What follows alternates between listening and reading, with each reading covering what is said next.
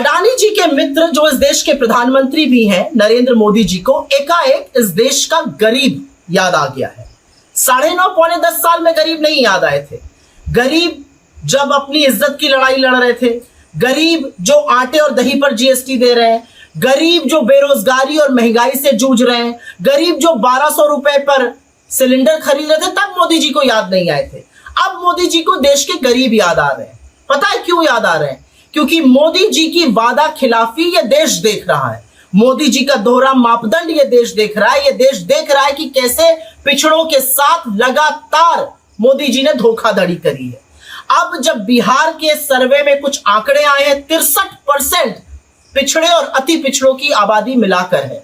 उसमें आप दलितों को ऐड कर दीजिए जो 84% से ज्यादा है। इनका प्रतिनिधित्व क्या है और क्यों इनका प्रतिनिधित्व नहीं मिल रहा है? क्यों मोदी जी जातिगत जनगणना कराने से डरते हैं? क्यों मोदी जी ने महिला आरक्षण में ओबीसी को जगह नहीं दी? क्यों मोदी जी 2011 की जातिगत जनगणना के आंकड़ों को साझा नहीं कर रहे हैं इस देश के साथ? ये इनकी वादा खिलाफी है और ये इनकी हिपोक्रेसी है, ये दोहरा मापदंड है। लेकिन असलियत ये है कि मोदी जी ने इस देश को एक वादा किया था, लेकिन इनकी नाक के नीचे इस देश में आर्थिक असमानता बढ़ी है, इस देश में बेरोजगारी बढ़ी है, इस देश में महंगाई बढ़ी है और इस सबका सबसे बड़ा कुप्रभाव देश के गरीबों पर पड़ता है। बट इधर उधर की बात करके मोदी जी आप जातिगत जनगणना से नहीं बचिएगा, आप पिछड़ों के प्रतिनिधित्व से नहीं बचिएगा। जब राहुल जी कहते हैं कि 90 प्रमुख सचिवों में से मात्र 3 पिछड़े वर्ग से आते हैं, तो आपका इसके पास क्या जवाब है?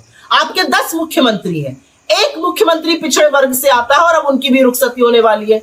महिला मुख्यमंत्री एक भी नहीं है, जो एक थी उनका अब क्या हाल कर रहे हैं ये दुनिया देख रही है।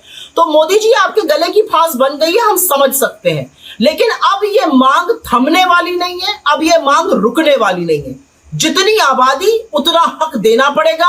अब ये जो आप जलेबी बनाते रहे जातिगत जनगणना पर, जो आप जलेबी बनाते रहे प्रतिनिधित्व पर, अब उस पर भी आपको साफ तौर से आपका क्या मत है वो देश के साथ साझा करना पड़ेगा, क्योंकि अब पूरी तरह से हम प्रतिबद्ध हैं। अगर आपसे नहीं हो रहा तो 2024 में आके हम जरूर जातिगत जनगणना कराएंगे, लेकिन उसके पहले आपके पास मौका है वो जनगणना कराने का, 2011 की जनगणना के आंकड़े साझा करने का। क्योंकि जो काम आप कर रहे हैं ना, रेड कराकर विषयांतर करने का, वो शिगूफा है और दुनिया समझती है। आप कुछ पत्रकारों पर रेड करा दीजिएगा, वो फिर से आपसे कल से 40 सवाल पूछेंगे जिनका आपके पास एक भी जवाब नहीं होगा। तो विषयांतर करने के लिए, डिस्ट्रैक्ट करने के लिए, ध्यान बटाने के लिए अब आप कुछ भी करिए, ये देश अब आपके पैतरे समझ चुका है और ये देश जानना चाहता है कि इस देश का चुना हुआ प्रधानमंत्री लगातार बिना पलक झपकाए झूठ क्यों बोलता है और जातिगत जनगणना पर आपका क्या मत है। सुप्रीम कोर्ट पे आप कुछ कहते हैं और उसके बाहर कुछ कहते हैं। अब ये जलेबी चलेगी नहीं। जितनी आबादी उतना हक तो आपको देना पड़ेगा।